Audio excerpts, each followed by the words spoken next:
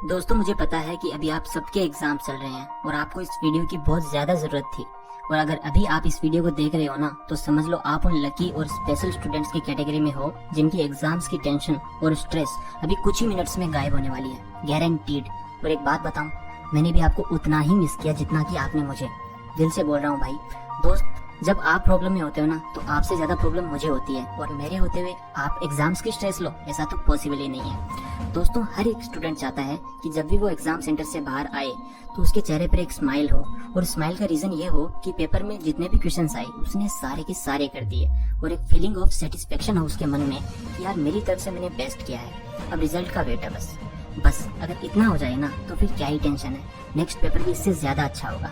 लेकिन दिक्कत क्या है दोस्तों, वो मैं आपको बताता हूँ। ये सब सुनने में तो काफी अच्छा लग रहा है, बट क्या ये रियलिटी है?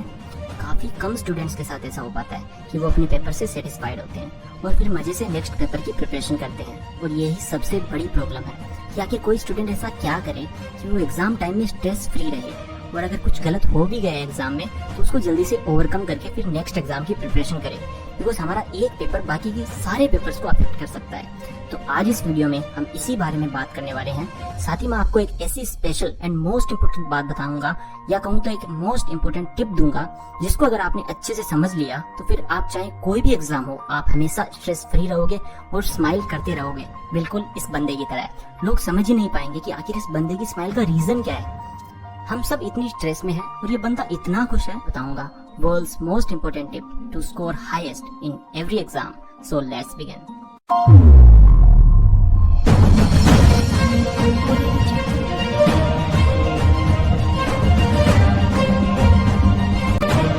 दोस्तों, अभी आप सबके एग्जाम चल रहे हैं और मैंने आप सबकी डेट शीट देखी बोर्ड एग्जाम्स की। तो कुछ एग्जाम्स तो आपके हो गए हैं और कुछ एग्जाम्स अभी होने बाकी हैं। तो जो हो गए हैं उनको भूल जाओ, अच्छा हुआ गलत हुआ डजंट मैटर, सबको भूल जाओ। अब बस जो नेक्स्ट एग्जाम्स हैं, जो अपकमिंग एग्जाम्स हैं, उनको माइंड में रखो और खुद पर पूरा विश्वास रखो। अभी भी आप पूरी बाजी पलट सकते हो। दोस्तों, मान लो कि 2 दिन बाद आपका एग्जाम है, तो आज आपको कैसे पढ़ना है, क्या पढ़ना है, इसका मैं आपको एक सिंपल सा सोल्यूशन देता हूँ। सबसे पहली बात, अगर आप सोच रहे हो कि मैं अभी बुक से सारे चैप्टर वाइज कंप्लीट कर लूंगा, तो ये आपकी सबसे बड़ी भूल है। आप कर भी लोगे ना तो माइंड में सब मिक्स हो जाएगा। अब आपको पढ़ने हैं एक तो खुद के बनाए हुए नोट्स, और दूसरी चीज प्रीवियस ईयर्स के पेपर्स जो कि रिपीटेड उनमें क्वेश्चंस हैं, जो हर बार रिपीट हो रहे हैं बार बार, उनको आपको पक्का पढ़ना है। अगर आपने उनको कैसे भी करके पक्का पढ़ लिया, याद कर लिया, तो मैं आपको विश्वास दिलाता हूँ कि आपको सारे क्वेश्चंस पक्का मिलेंगे पेपर में। दूसरा सबसे बड़ा सवाल जो कि शायद आपके मन में भी होगा कि सर हमें अभी कितनी देर तक पढ़ना चाहिए, तो दोस्तों इसका एक सिंपल सा रूल है और मोस्ट इम्पोर्टेंट रूल है किसी भी एग्जाम में हाईएस्ट स्कोर करने का और स्ट्रेस को गायब करने का। वो ये है कि आप में जितनी पावर है, जितनी एनर्जी है, वो सारी की सारी एक डायरेक्शन में लगा दो, यानी कि पढ़ने में। मैं ये नहीं कह रहा कि बस पढ़ते रहो, ध्यान से समझो। आप अपनी लिमिट्स को जिस लेवल तक पुश कर सकते हो, आपको उतना पढ़ना है। मतलब आपका जो पोटेंशियल है, आपकी जो भी स्ट्रेंथ है, उतना। या सिंपल वर्ड्स में कहूँ तो भाई आपको अपना 100% देना पड़ेगा, 99.9% ही नहीं, पूरा 100%। और जब आपको ये फील होने लगे कि बस भाई इससे ज्यादा मैं नहीं पढ़ पाऊंगा या इससे ज्यादा मुझसे नहीं हो पाएगा, उसी टाइम बुक को बंद करके रख दो, बिल्कुल मत पढ़ना उससे ज्यादा। उस टाइम आपको एक सेंस ऑफ कंप्लीशन फील होगा, एक सेटिस्फैक्टरी फीलिंग आएगी कि यार I tried my level best. अब जो भी होगा उस ऊपर वाले के हाथ में।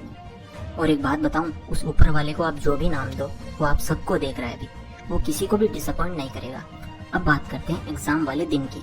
अगर मेरी एडवाइस मानो तो एग्जाम वाले दिन और एग्जाम से जस्ट पहले अपने फ्रेंड से डिस्कस मत करना क्वेश्चंस के बारे में, बिकॉज इससे क्या होता है कि मान लो कोई ऐसा क्वेश्चन है जो बिल्कुल भी इम्पोर्टेंट नहीं है और आपका दोस्त उसे याद करके आ गया और आपसे पूछने लगा कि बता भाई ये आता है क्या तुझे, तो आपका कॉन्फिडेंस उस टाइम 1 सेकंड में गिर सकता है।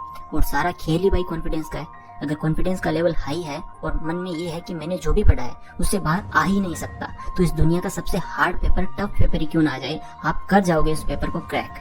आपका कॉन्फिडेंस करवाएगा भाई, वही आपका सबसे पावरफुल वेपन है। इसलिए उसके साथ किसी को भी छेड़छाड़ मत करने देना, ना तो एग्जाम से जस्ट पहले और ना ही एग्जाम के बाद। अपने किसी दोस्त से पेपर के बारे में डिस्कस मत करना, मेरी मानो तो।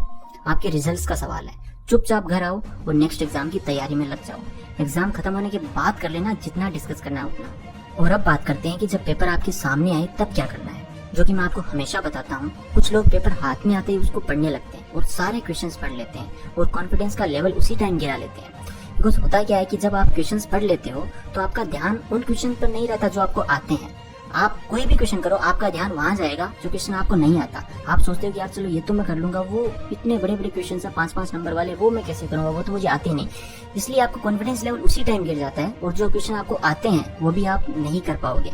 इसलिए क्वेश्चन पेपर पहले कभी नहीं पढ़ना है। आपको लोग चाहे जो भी कहे, आपको पेपर पहले नहीं पढ़ना है। मैं कह रहा हूँ ना, आप में से कुछ लोगों का क्वेश्चन है कि भाई पेपर पढ़ने के लिए जो 15 मिनट्स मिलते हैं उनमें क्या करें। उसमें आपको 2 काम करने हैं। एक तो आपको सबसे पहले पेपर सामने आते ही आंख बंद करके एक बार अपने पेरेंट्स को और एक बार अपने फेवरेट टीचर को याद करना है जिसने हमेशा आपको सपोर्ट किया हो। और अगर आप चाहो तो एक बार मुझे भी याद कर लेना।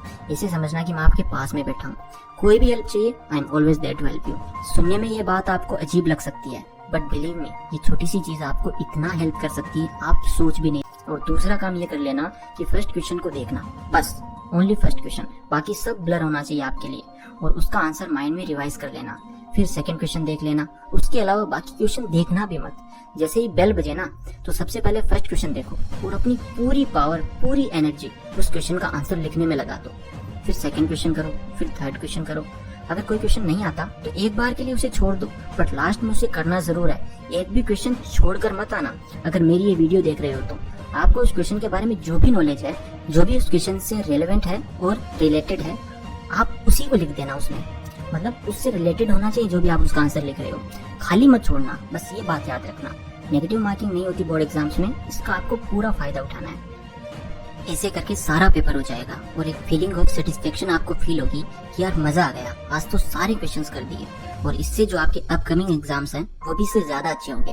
पेपर खत्म होते ही चुपचाप घर चले आना, डिस्कस मत करना किसी से बस, और मजे से घर जाकर नेक्स्ट एग्जाम की तैयारी करना। अब बताओ कैसा फील हो रहा है? स्ट्रेस गायब, टेंशन गायब? बस आप और आपके एग्जाम्स, इनके बीच में स्ट्रेस का क्या काम है? अच्छे से पढ़ाई करो, जो मैंने बताई बातें आज, उन बातों को फॉलो करना, और फिर मुझे कमेंट्स में बताओ और इंस्टाग्राम पे मैसेज करके बताओ कि आपका पेपर कैसा हुआ। मैं वेट करूंगा आप सबके मैसेजेस का। दोस्तों, एग्जाम्स की प्रॉब्लम्स कोई ज्यादा बड़ी प्रॉब्लम नहीं है, हमने मन ही मन में इसे बड़ा बना दिया है और इससे डरते रहते हैं। रियलिटी में तो एग्जाम्स एक गेम की तरह है, मजा आता है देखते हैं कौन कितना स्कोर करता है, कौन अपनी एबिलिटीज और पावर्स को यूज करके चैंपियन बनता है। इसलिए अपनी पावर्स और एनर्जी का यूज स्मार्ट वर्क के साथ करो और खुद पर इतना कॉन्फिडेंस रखो कि आप इस गेम के प्रो प्लेयर हो, जिसको हराना बिल्कुल नेक्स्ट टू इम्पॉसिबल है। इन्हीं बेस्ट विशेष के साथ आप सबको best of luck for your exams and love you.